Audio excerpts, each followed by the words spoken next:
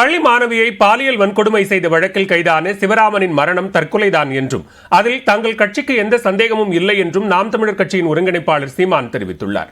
கொல்கத்தாவில் பெண் மருத்துவர் பாலியல் வன்கொடுமைக்கு உள்ளாக்கப்பட்டு கொலை செய்யப்பட்டதை கண்டித்து சென்னையில் நாம் தமிழர் கட்சியின் மருத்துவம் மற்றும் மகளிர் பாசறை சார்பில் கண்டன ஆர்ப்பாட்டம் நடத்தப்பட்டது. இதில் அக்கட்சியின் தலைமை ஒருங்கிணைப்பாளர் சீமான் கலந்து கொண்டார். அப்போது பெண்கள் மீதான பாலியல் வன்கொடுமைக்கு எதிராக கோஷமிட்டு கண்டனத்தை வெளிப்படுத்தினர்.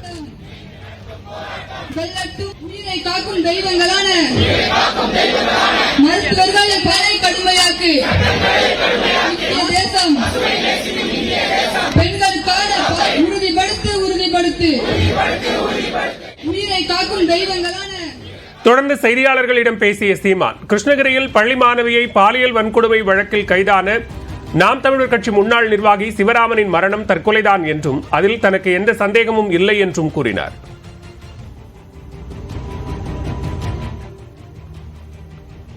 அவர் செஞ்சதுனாலதான் அவர் குற்ற உணர்வு இறந்துட்டாரு. அது அவர் குற்றச்செயலில் ஈடுபட்டார் தெரிஞ்சோன்னா அவரை பிடிச்சு காவலர்கிட்ட ஒப்படைச்சதே நாம் தமிழர் கட்சி பிள்ளைய தான். அவர் ரொம்ப முன்னாடி எனக்கு வருத்த கடிதம் எழுதி நான் சாக போறேன், என்னை மன்னிச்சுக்கிறங்கன்னு எழுதுனது இருக்கு. அதை நான் என் தம்பிகளுக்கு முன்னெடுத்து என்னன்னு பார்ப்பா, அவனை என்ன பிரச்சனை, அவனை போய் பாருன்னு சொன்னதெல்லாம் இருக்கு. அப்ப அவனுக்கு அது அவர் செஞ்சிருந்தது செஞ்சது தவறுன்னு அவருக்கு பட்டுதான் அவர் அந்த முடிவு எடுத்துட்டாரு. அதனால எங்களுக்கு சந்தேகம் இல்லை, யாரோ ஒருத்தர் பின்னாடி இருந்து அது பண்ணிட்டாருலாம் இல்லை, அப்படி இல்லை. சமூகத்தில் பாலியல் வன்கொடுமை மற்றும் படுகொலைக்கு மரண தண்டனையே தீர்வாக இருக்கும் என்றும் சீமான் தெரிவித்தார். பாலியல் குற்றத்தில் தொடர்புடைய முக்கிய புள்ளிகளை காப்பாற்ற சிவராமன் எலிமருந்து தின்று மரணமடைந்ததாக கூறப்படுகிறதா என்று தமிழ்நாடு பாஜக தலைவர் அண்ணாமலை சந்தேகம் எழுப்பியுள்ளார். இது தொடர்பாக எக்ஸ் பக்கத்தில் பதிவிட்டுள்ள அவர், பாலியல் வழக்கில் கைதாகி மரணமடைந்த சிவராமன் விவகாரத்தில் பல சந்தேகங்கள் இருப்பதாக கூறியுள்ளார். எலிமருந்து சாப்பிட்டதாக கூறப்படும் சிவராமன் 5 நாட்களாக எந்த பாதிப்பும் இல்லாமல் இருந்தார் என கூறப்படுவது மர்மமாக இருப்பதாக குறிப்பிட்டுள்ளார். வேறு யாரேனும் முக்கிய புள்ளிகளை காப்பாற்ற சிவராமன் எலிமருந்து தின்றதால் மரணமடைந்து விட்டார் என கூறப்படுகிறதோ என்ற கேள்வி வலுப்பதாகவும் அண்ணாமலை தெரிவித்துள்ளார். சிறப்பு புலனாய்வு குழு முழுமையான விசாரணையை நடத்தி உரிய நடவடிக்கையை எடுக்க வேண்டும் என்றும் அண்ணாமலை வலியுறுத்தியுள்ளார். இந்நிலையில் அறிக்கை வெளியிட்டுள்ள அதிமுக பொதுச் செயலாளர் எடப்பாடி பழனிசாமி, கிருஷ்ணகிரி பாலியல் வன்கொடுமை விவகாரத்தில் காவல்துறை சிறப்பு புலனாய்வு குழு விசாரணை நடத்தும் முன்பே சிவராமனும் அவரது தந்தை அசோக்குமாரும் உயிரிழந்தது சந்தேகத்திற்கு இடமானதாக இருப்பதாக தெரிவித்துள்ளார். சிறப்பு புலனாய்வு குழு விசாரணையில் பாலியல் குற்றத்தில் தொடர்புடைய முக்கிய புள்ளிகளின் பெயர்களை சிவராமன் வெளியில் கூறிவிடுவாரோ என்ற அச்சத்தில் அவர் கொல்லப்பட்டிருக்கலாமோ என பொதுமக்கள் கேள்வி எழுப்புவதாக எடப்பாடி பழனிசாமி தெரிவித்துள்ளார். தந்தை மகன் ஆகிய இருவரின் மரணங்கள் காவல்துறை நடத்தும் நாடகமோ என்ற சந்தேகம் எழுவதாகவும், இந்த வழக்கில் தொடர்புடைய உண்மை குற்றவாளிகளை காப்பாற்ற முயற்சிக்கப்படுகிறதா என்ற சந்தேகம் எழுவதாகவும் அவர் குறிப்பிட்டுள்ளார். இதில் சிறப்பு புலனாய்வு குழு முழுமையான விசாரணை நடத்தி உண்மைகளை வெளிக்கொண்டு வர வேண்டும் என்றும் முதலமைச்சரை எடப்பாடி பழனிசாமி கேட்டுக் கொண்டுள்ளார். சிவராமன் மற்றும் அவரது தந்தை அசோக்குமாரின் இறப்பை பற்றி தவறான செய்தியை பரப்புவோர் மீது சட்ட ரீதியான நடவடிக்கை எடுக்கப்படும் என்று காவல்துறை எச்சரிக்கை விடுத்துள்ளது. காவல்துறை வெளியிட்டுள்ள அறிக்கையில், சிவராமன் தனது குடும்ப பிரச்சினை காரணமாக கடந்த ஜூலை 9ஆம் தேதி எலிபேஸ்ட் சாப்பிட்டு தனியார் மருத்துவமனையில் சிகிச்சை பெற்று வீடு திரும்பியதாக தெரிவிக்கப்பட்டுள்ளது. கைது செய்வதற்கு 2 நாட்களுக்கு முன்பு எலிபேஸ்ட் உட்கொண்டதாக விசாரணையின் போது சிவராமன் ஒப்புக்கொண்டதாகவும், சிவராமன் எலிபேஸ்ட் உட்கொண்டதை மெடிக்கல் ஹிஸ்டரியில் மருத்துவர்கள் குறிப்பிட்டிருப்பதாகவும் காவல்துறை விளக்கமளித்துள்ளது. சிவராமனின் தந்தை அசோக்குமார் தனது இருசக்கர வாகனத்தில் தேர்ப்பட்டி என்ற இடத்தில் நிலை தடுமாறி கீழே விழுந்ததில் தலை மற்றும் தோள்பட்டையில் ஏற்பட்ட காயத்தின் காரணமாக சம்பவ இடத்திலேயே உயிரிழந்ததாகவும் அந்த அறிக்கையில் விளக்கம் அளிக்கப்பட்டுள்ளது. பழனியில் நாளை தொடங்க உள்ள அனைத்துலக முத்தமிழ் முருகன் மாநாடு வரலாற்று சிறப்பு மிக்கதாக அமையும் என்று இந்து சமய அறநிலையத்துறை அமைச்சர் சேகர் பாபு தெரிவித்துள்ளார். மாநாடு குறித்து நியூஸ் 18 தமிழ்நாடுக்கு அவர் அளித்த பிரத்யேக பேட்டியை தற்போது பார்க்கலாம். மாண்புமிகு தமிழக முதல்வர் அவர்கள் தலைமையிலே இருக்கின்ற இந்து சமய அறநிலையத்துறை உயர்மட்ட குழுவில் எடுக்கப்பட்ட முடிவின்படி இந்த மாநாடு நாளை மறுநாள் நடைபெற இருக்கின்றது. வெளிமாநிலம் மற்றும் வெளிநாடுகளிலிருந்து முருகனடியார்கள், முருகன் மீது பக்தி கொண்டு தொண்டாற்றி வருகின்றவர்கள், வெளிநாட்டிலே இருக்கின்ற முருகர் கோவில்களை நிறுவி நடத்தி வருகின்ற பரம்பரை அறங்காவலர்கள், அந்தந்த வெளிநாட்டிலே இருக்கின்ற அரசினுடைய கட்டுப்பாட்டிலே இருக்கின்ற திருக்கோயிலுடைய தலைமை பூசாரிகள் போன்றோர் நூற்றுக்கணக்கானோர் பங்கேற்க இருக்கின்றார்கள்.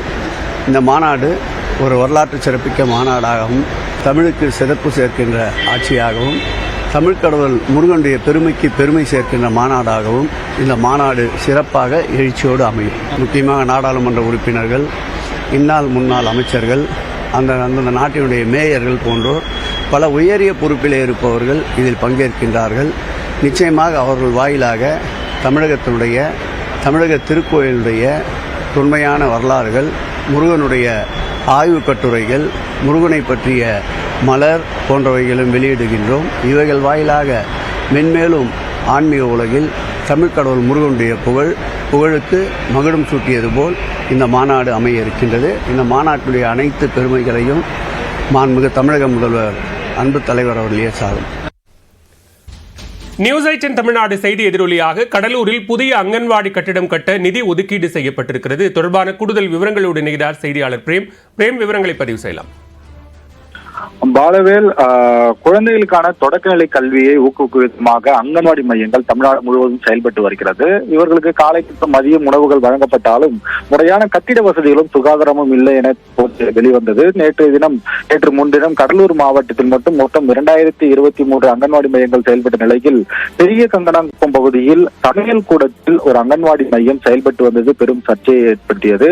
26 மாணவர்களை 4x4 அடியில் என்ற ஒரு அறையில் அடைத்து வைத்து தற்போது பாடம் நடத்திய காட்சி என்பது தற்போது வைரலாகிய நிலையில் நேற்று முன்தினம் நாம் செய்தி வெளியிட்டிருந்தோம். அதாவது சமையல் கூடத்தில் செயல்படும் அங்கன்வாடி மையம் முறையான கட்டிட வசதி இல்லை, பாதுகாப்பற்ற முறையில் குழந்தைகளுக்கு பாடம் நடத்தப்படுகிறது என்று நாம் செய்தி வெளியிட்டிருந்தோம். நமது செய்தி எதிரொலியாக கடலூர் மாவட்ட ஆட்சியர் உடனடியாக ஆய்வு மேற்கொண்டு அந்த மாணவர்களை தற்காலிகமாக குழந்தைகள் வழக்கு திட்டத்தின் அலுவலகத்தில் தற்காலிகமாக நேற்று தினம் மாற்றுவதற்கான நடவடிக்கையை மேற்கொண்டார். உடனடியாக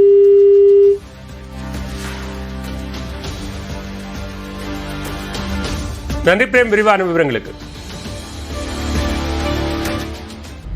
காவல்துறையினருக்கான குடியரசுத் தலைவர் பதக்கங்கள், மத்திய உள்துறை அமைச்சர் பதக்கங்கள் மற்றும் முதலமைச்சர் பதக்கங்கள் வழங்கும் விழா சென்னை எழும்பூர் ராஜரத்னம் மைதானத்தில் நடைபெற்று வருகிறது.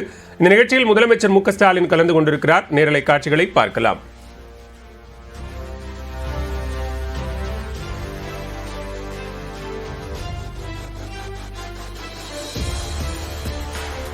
திருமதி ஆனந்த்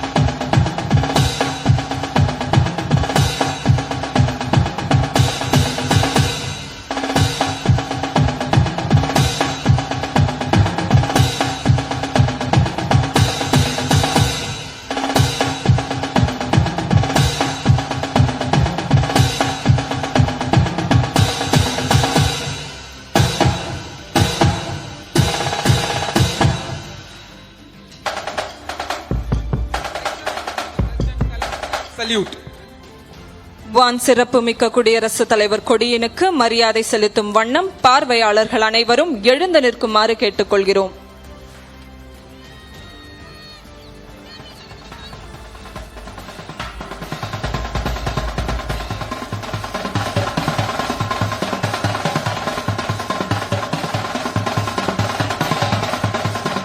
இந்தியாவில் சிறப்பாக பணியாற்றும் பாதுகாப்பு படை பிரிவுகளின் மற்றும் காவல்துறையினருக்கு வழங்கப்படும் மிக உயரிய அங்கீகாரமான குடியரசுத் தலைவரின் கொடி நமது தமிழ்நாடு காவல்துறைக்கு வழங்கப்பட்டுள்ளது.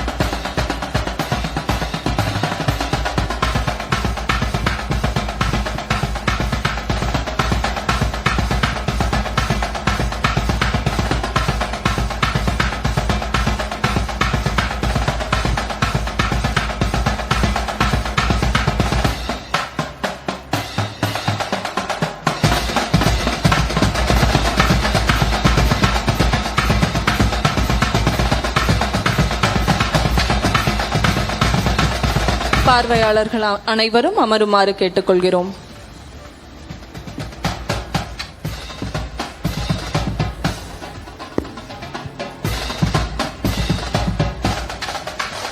Now, our Honorable Chief Minister of Tamil Nadu is coming to the dais after receiving honors from the parade contingent.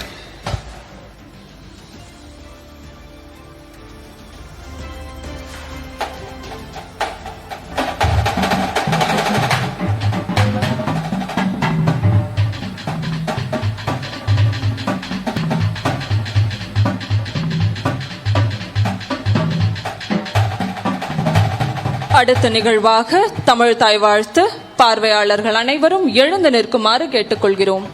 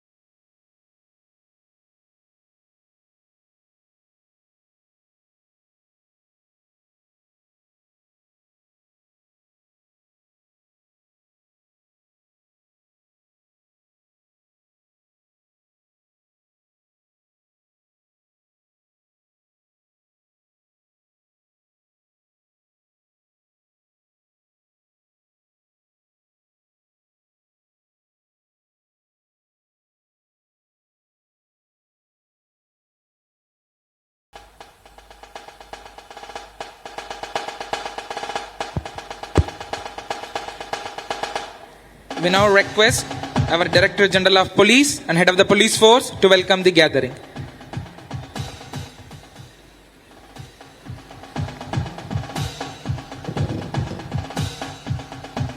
மாண்புமிகு முதலமைச்சர் அவர்களே, மரியாதைக்குரிய அமைச்சர்களே, தலைமை செயலாளர் அவர்களே, உள்துறை செயலாளர் அவர்களே, இங்கு பதக்கங்கள் பெற்றுள்ள காவல்துறை அதிகாரிகள் மற்றும் ஆளுநர்களே மற்றும்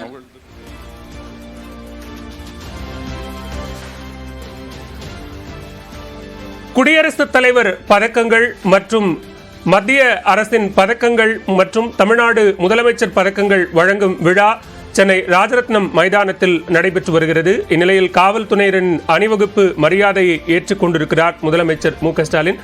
தொடர்பான நேரலை காட்சிகளை பார்த்தோம்.